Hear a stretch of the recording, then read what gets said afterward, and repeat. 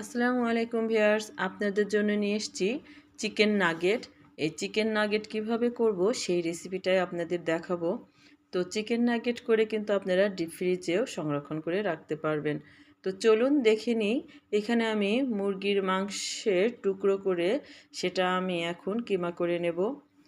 তো ব্লেন্ডারে দিয়ে আমি এটা কিমা করব। আপনারা পাটায় ছেঁচেও কিন্তু এটা কিমা করে নিতে পারবেন। আর এখানে আমি কিমা করার পরে আমি এখানে নিলাম ব্রেডটা নেব আমি 4টা ব্রেড নিয়ে এটা আমি গুঁড়ো করে নেব। এটাও আমি ব্লেন্ডারে দিয়ে আমি এটা গুঁড়ো করে নিচ্ছি। তো দেখুন এমনটা হয়েছে। এখানে আপনারা ব্রেড ব্যবহার যদি না করতে চান বিস্কিটের গুঁড়ো ব্যবহার করতে পারেন। এখানে আমি দেখুন পেঁয়াজ পেস্ট, রসুন পেস্ট এবং আদা পেস্ট হাফ চা চামচ করে নিয়েছি। একটা ডিম নিলাম। এখানে কিন্তু আমার মুরগির কিমার উপরে আমি সব কিছু দিয়ে দিচ্ছি।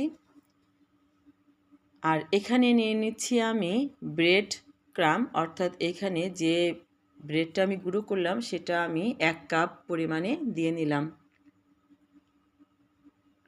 স্বাদ মতো লবণ দিয়ে নিচ্ছি, টেস্ট করে পরবর্তীতে লাগলে আবার দেওয়া যাবে। এখানে নিয়ে নিচ্ছি আমি গরম মশলা গুঁড়ো 1 চা চামচ। এখানে দিয়ে নিচ্ছি আমি গোলমরিচ গুঁড়ো 1 চা চামচ। এখানে কর্নফ্লাওয়ার দিয়ে নিচ্ছি আমি 1.5 টেবিল চামচ। 1 টেবিল চামচ ভরে দিয়ে আবার আর হাফ চা চামচ আমি দিয়ে নিচ্ছি, টেবিল চামচ কিন্তু। আর এখানে আমি দিয়ে নিচ্ছি টেস্টিং সল্ট আর হাফ চা চামচ দিয়ে নিলাম। আর এখানে সয়া সস নিয়ে নিচ্ছি আমি 1 চা চামচ। আর ওয়েস্টার সস দিয়ে নিয়েছি 1 চা চামচ। তো এটা আমি এখন ভালোভাবে মাখিয়ে নেব। আর সামান্য পরিমাণে চিনি ব্যবহার করছি। আপনারা এটা দিলেও দিতে পারেন, না দিলেও কিন্তু সমস্যা নেই। তো দেখুন এইভাবে আমি কিমাটা মাখিয়ে নিয়েছি। একদম সফট একটা ডো হবে। এখানে যেটা করব সেটা হচ্ছে একটা আমি নতুন পলি নিয়েছি। তো পলিটা আমি 2 পাশটা কেটে নেব।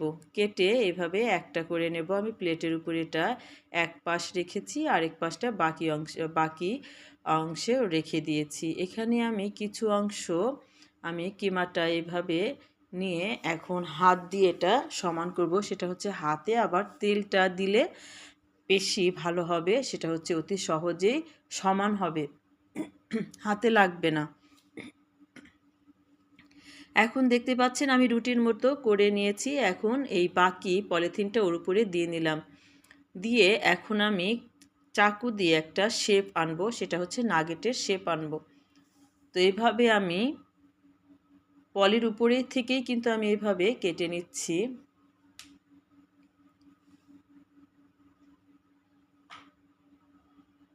তো যার যেমনটা শেপ প্রয়োজন সেভাবে দিতে পারেন।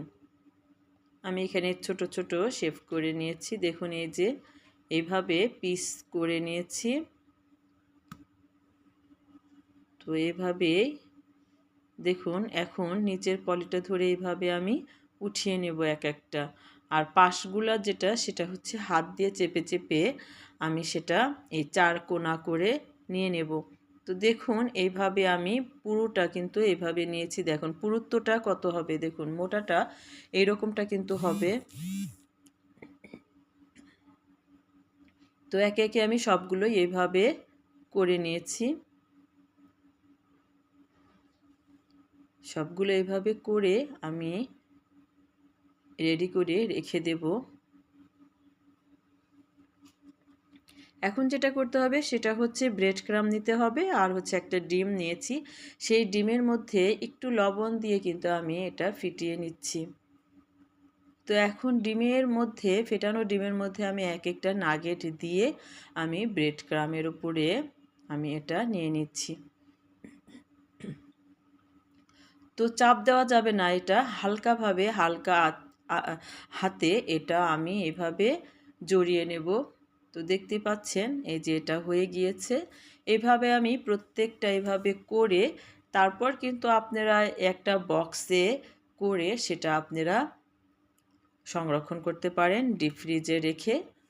যখন বিকেল হবে তখন কিন্তু এটা আপনারা মেহমানে আসুক আর নিজেরা খাওয়ার জন্যই হোক, বাচ্চাদের টিফিনে হোক, সেটা আপনারা দিতে পারবেন।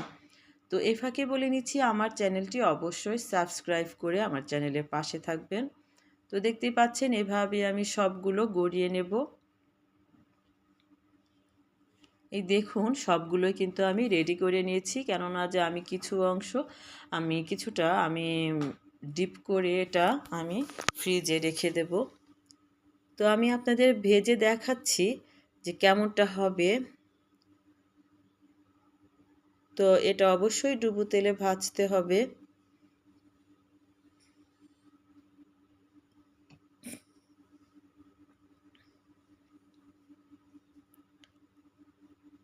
তো ভাজা আমার রেডি হয়ে গিয়েছে।